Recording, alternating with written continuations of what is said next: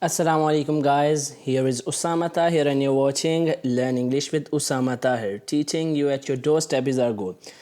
So today we are going to talk about a very exciting and lighter tone topic, or you can say just the fun learning today. So we are going to talk about four phrases used again and again in English. I mean, if you're an English beginner, if you're a beginner in learning English, you should memorize some of the phrases that you can use in the daily life, that you can use in your practical life in different settings. So there are a few. I have gathered four phrases that you can use over and over again in different situations. So without wasting time, let's learn them. So the first phrase is I really appreciate. So what does it mean? When you are showing your gratitude, when you are grateful or thankful, you use that expression. I really appreciate. For example, someone do a favor for you and you say I really appreciate your help, I really appreciate for your kind words. Like you can use it instead of saying thank you, or sometimes, or according to your choice, you can use it together with thank you. For example, you can say thank you, I really appreciate your concern. So you can use these two expressions together or interchangeably. So examples. First one is I really appreciate you have seen every side of me. You can tolerate me. You know how to calm me down, cheer me up, keep me smiling. Better yet, you didn't walk out on me when I know other people would have. So it's like a text message from your girlfriend or a text message from a boyfriend or something like that. And it's so lovely. So you can use I really appreciate in such situation when someone does you a favor, stays in your life, make you happy or something like that, or some being you can use it in dramatic in romantic setting as well. So thanks so much, I really appreciate your well wishes and kind words. So thank you and I really appreciate have been used together. Lala, thank you so much, I really appreciate your kindness. So you can use in such situations. This is a positive expression and you can use it to show gratitude and politeness. The next one is excuse me. What does it mean? Most of the students think that excuse me means to say sorry. No, it's not. Literally, its functional meaning is not it's not to be sorry. It means when someone is blocking the way and you need to pass. For example, you went into a restaurant and someone is blocking the way, entrance or something like that, and you have no way to pass. You say excuse me, and that person will surely understand. If he understand the English culture and English language, he will give you the way. So instead of directly saying give me the way, you say excuse me. So it's just like a little different. So you're just being polite and asking, and the functional meaning is totally different from the literal meaning of the word. I mean, the literal meaning is like excuse me, like forgive me, but its functional meaning is totally different.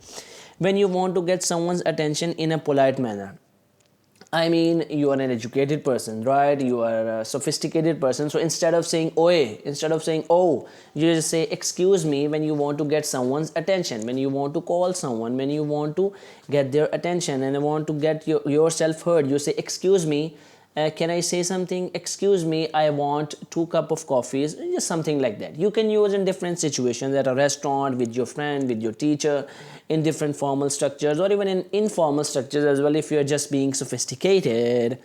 Next is example. So excuse me sir, you dropped your wallet. I mean, you just wanted to get their attention. You use excuse me sir before saying your statement. Excuse me, do you know what time is it? Want to get some information, you just getting their attention. Excuse me, do you have any idea about the result of matric? So it's just the way you use the language in a functional manner. Next is we have an interesting example. Excuse me, there is a young baby and a boy here, I mean the adult here. Excuse me, can you help me find my mom? He is like worried. So he listens to it and says I'm drunk. So this is something like a baby is being sophisticated and another person is drunk. It's just like funny example. But here is the baby used excuse me in a beautiful way, in an appropriate manner. Next we have how does that sound? This expression is literally used by native speakers, and non-native speakers find it hard to understand that how does that sound, what is the sound of that thing. No, It means when we use this expression in a situation where we suggest an idea, where we say something, we are given a recommendation or a plan, and ask others to know what are their feelings about it or what are their views about it. So I'll give an examples and you will get to understand it. We could have dinner at 6 and then go to a movie. How does that sound? I mean, we can go to dinner and then we can go to the movie or the cinema. How does that sound to you? I mean, what are your views about it? What do you think about it? So you are asking other that whether they agree to go with you or not. So you can say, instead of asking what are your views about it, you say how does that sound to you. Let's hire a band to play music and Brent can photograph the event. How does that sound? So there is an event, so there is a suggestion and there is a plan, and you're asking for their opinion on your plan. So this is how you can use in different situations. For example, going to Islamabad tomorrow, and we can go there, etc. places. And how does that sound? I mean, you want to know what they think about your plan, what they think about your suggestion, right? Oh, never mind. English speakers mostly use that expression, oh, never mind. So why do they use it?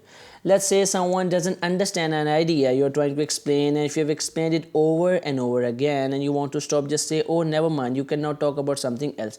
I mean, when you're talking something and the person in front of you is not understanding it or does not want to understand, you just change the topic by saying, oh, never mind, let's talk something else. For example, you're talking about your field in which you study. For example, it's linguistic. You say linguistic is about the scientific study of the language, and that person in front of you is like, oh, what are you talking about? And you say, oh, never mind, what are you doing? So you just change the topic. It's just the beautiful way to change the topic. You can also use never mind to mean it doesn't matter. I mean, if something is not important to you, just say, oh, never mind. For example, someone took your pen and he lost it, and you say, I lost your pen. Oh, never mind, no problem. Instead of saying no problem, I forgive you, say, oh, never mind. So it doesn't matter to me. It's okay.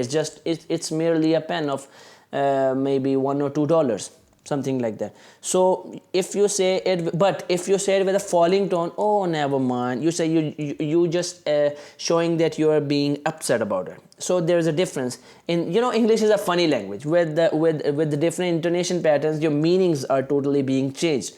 So this is another debate. We are not getting into it. So here is an example. Are you going to the grocery store today? A is asking to B. No, I'm not. But why? Do you need something?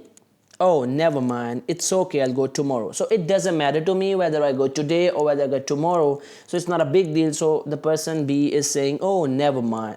So the person A, is saying, oh, never mind. So it's not a problem here. You were too stupid. So here is something.